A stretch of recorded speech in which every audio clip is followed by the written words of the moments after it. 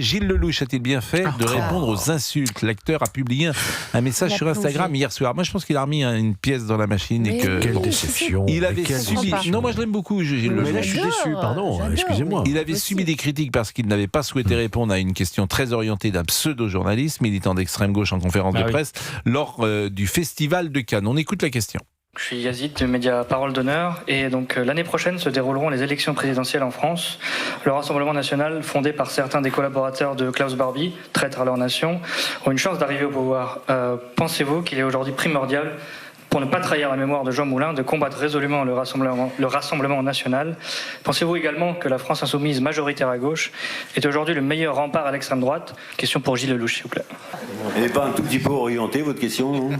J'ai pas de réponse à ça, monsieur. Bon, elle l'était beaucoup. Moi, j'ai trouvé sa réponse vraiment de qualité. Le pauvre, il s'est fait, mais c'est extraordinaire, avec une mauvaise foi, avec... Gilles le lâche, l'a appelé le film. Exactement. Gilles le lâche. Et vous vous rendez compte, tout ça, parce que tu es sommé d'expliquer que Jean-Luc Mélenchon est le sauveur de la France. Non, mais c'est incroyable. Mais enfin, c'est invraisemblable. Alors, il est revenu sur cet épisode en postant un message en story sur Instagram. Ces derniers jours, beaucoup de choses ont été dites sur moi avec une violence et des raccourcis insultants. Il a raison. En refusant de répondre à une question que j'ai jugée manipulatrice, il a raison. Et orientée, il a raison. On m'a traité de lâche, voire même de soutien de l'extrême droite, laquelle instantanément s'est empressée de me soutenir comme la corde soutient le pendu. Bon, je veux être clair, je n'ai jamais soutenu et ne soutiendrai jamais un parti ou une idéologie qui prône la haine, l'intolérance et la discrimination. Mes prises de position passées parlent pour moi. Alors là, il a tort. Il a tort, parce qu'on ne peut pas dire que le RN a une... c'est diffamatoire. Bah oui, il me semble que je ne trouve pas habile de dire ça. On peut ne pas être d'accord avec le RN. On peut contester leurs compétences, leur expérience. Je ne crois pas que je sache que M. Bardella prône la haine, l'intolérance, la discrimination. Il ne me semble pas. C'est insupportable. Mais oui, mais vous dites la même chose. Vous disiez exactement la même chose. Qu'est-ce que je disais, moi du RN, c'est ce que vous dites. J'ai jamais dit ça. Si. Mais non. Alors pourquoi vous fonctionnez pas? Pourquoi vous refusez l'alliance des droites? Sinon, précisément pour ça. Mais il faut être cohérent, Georges. Et je trouve que vous ne l'êtes pas toujours. Je suis en train de vous dire que vous trouvez que le RN où vous trouvez que le RN dans une alliance est possible de travailler avec, et à ce moment-là, vous pensez que le RN n'est pas ce que dit Gilles Lelouch, ou vous considérez que le RN est héritier d'une idéologie, et vous êtes cohérent avec vous-même parce que vous dites je veux pas travailler avec. Non, mais il peut y avoir des sensibilités, des différences dans les partis. Mais c'est pas de ça qu'on parle. Vous refusez toute alliance. L'union ou la fusion ou l'absorption. Non, je on a chacun notre histoire. Non, c'est pas ça que je dis. Ne débat. Il y en a un parti qui vient du gaullisme, l'autre qui était anti-gaulliste à l'époque. Ça n'a rien à voir. Si ça n'a rien à voir, à ce moment-là, vous refusez l'alliance. Je ne dis pas que le RN est haineux, discriminant, ça c'est diffamatoire. En plus, je le connais. Un garçon comme Sébastien Chenu, je le connais personnellement. Mais vous n'êtes pas très cohérent et puis vous ne dites pas toujours la même chose. Sur ces sujets-là, je vous trouve changeant. Je trouve changeant, me semble-t-il, mais vous avez le droit d'être changeant. Alors, il a continué, monsieur Lelouch, il a dit « Je veux être clair, je n'ai jamais soutenu et ne soutiendrai jamais un parti ou une idéologie, je l'ai dit donc. Je défendrai toujours les valeurs de la République et les principes qui font la grandeur de notre pays. C'est précisément le combat qu'a mené Jean Moulin pour qu'aujourd'hui nous puissions vivre libre. » Alors, j'imagine que chaque mot est pesé au trébuchet. Il a un conseil derrière. Il y avait le paragraphe pour faire plaisir à tous ceux qui l'ont attaqué. Et qu'on lui a dit de le faire sans doute, ou qu'il a voulu le faire, parler de sincérité, je suis pas sûr qu'il y ait beaucoup de sincérité dans ce message. Ça a pris des proportions folles. Incroyable. Je veux dire, cette question a pris des proportions folles, où les acteurs sont sommés de donner leur avis, après sommés de faire un papier sur Instagram.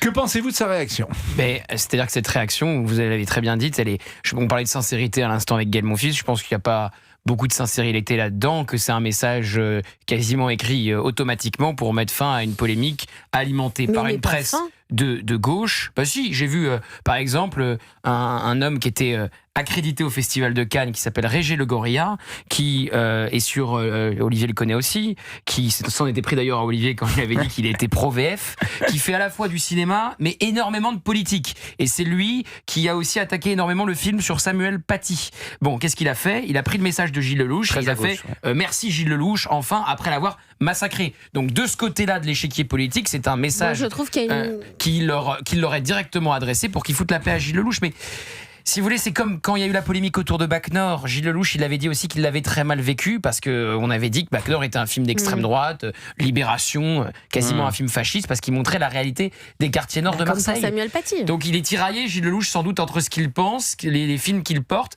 parce qu'on peut faire parler Jean Moulin. Je suis pas sûr que Jean Moulin, il voterait pour Jean-Luc Mélenchon qui écorche les prénoms à consonance juive dans ses meetings. Enfin, là, il dit pas qu'il va voter Jean-Luc Mélenchon, il dit Bien sûr, il ne votera jamais RN. Je vais jamais voter RN. Voilà, il y a 41% des gens à qui il dit, au fond, que ces gens-là votent pour un parti qui prône la haine, l'intolérance et la discrimination. Moi, je comprends pas. Je vous assure, comme vous disiez tout à l'heure, je suis très surpris parce que je suis assez d'accord avec notre camarade Gauthier. Je pense qu'il ne le pense pas lui-même. Il ne le pense pas. Et c'est ça qui est intéressant. Il est obligé de le faire. C'est-à-dire qu'il y a une forme de il donne des soumission. gages. Il y a une forme. Georges Fenech, Il donne des gages pour l'ensemble des autres médias, je dirais. Voilà. Pour pouvoir être Pour la invité. bien-pensance, Pourquoi comment ? Pour pouvoir être invité, pour qu'on parle bien de lui, pour arrêter le pour mauvais rester buzz. du côté du bien. Est-ce qu'il n'est pas un peu obligé de le faire? On est du côté oui, du c'est bien. ou de c'est l'autre ce qu'on côté, parle voilà. depuis 3 minutes. C'est ce qu'on dit. Effectivement, c'est un peu. Il est obligé de le faire, Olivier. Pas le Bah, perdu, Il y en a d'autres qui ne le font pas. Hein. C'est dommage, il n'était pas obligé. On est Mais obligé il est de rien. obligé. Vous avez Moi, je suis raison. déçu. Bon, J'adore Laurent l'acteur, Tessier. mais je suis déçu. là. Laurent Tessier, c'était votre chronique ce matin. Exactement. Qu'est-ce que vous disiez ? Vous disiez comme Georges, il donne des gages. Qui donnait des gages, exactement, pour se faire bien voir dans le milieu et la bien-pensance médiatique.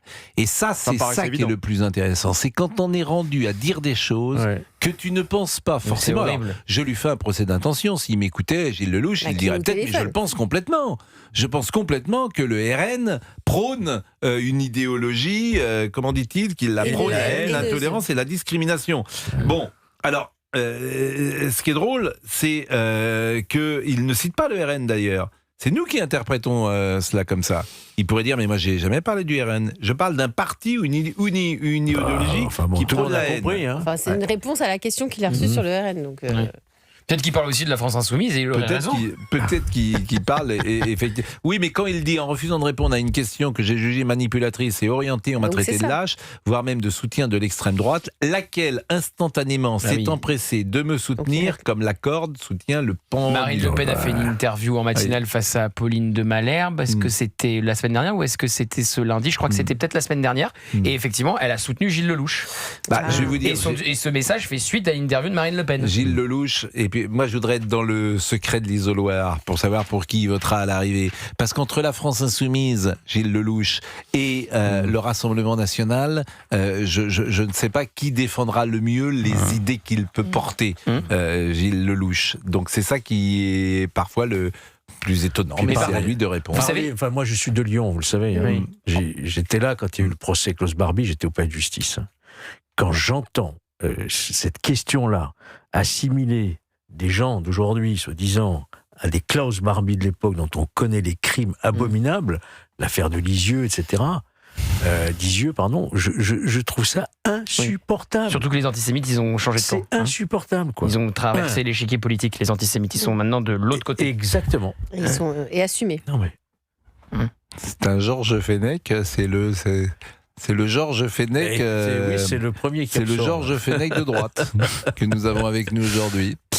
Bon, Klaus Barbie, je l'ai vu, je sais, vous aussi vous le savez, mais quand vous le vivez, comme je l'ai vécu, ce moment d'histoire, et que vous voyez ces femmes qui viennent témoigner, celles qui ont été victimes de choses absolument épouvantables, dites, c'est pas possible d'entendre des questions pareilles. Quoi. Et Pascal, c'est la deuxième polémique, enfin la troisième si j'ajoute le film sur Samuel Paty, où l'extrême gauche se déchaîne. Il y a eu donc le film sur Samuel Paty, il y a eu Gilles Lelouch, et il y a eu Xavier Giannoli. Xavier Giannoli, il commence sa promo Les Rayons et les Ombres sur Jean Lucher, collabo socialiste, en disant « Je ne pensais pas au moment où j'écrivais mon scénario sur Jean Lucher que je sortirais le film avec un leader politique qui écorchait les prénoms les noms de famille comme celui de Raphaël Glucksmann dans ses meetings. » Et ça lui a valu une cabale ensuite et des attaques où il a dû aller s'expliquer chez Quotidien ensuite.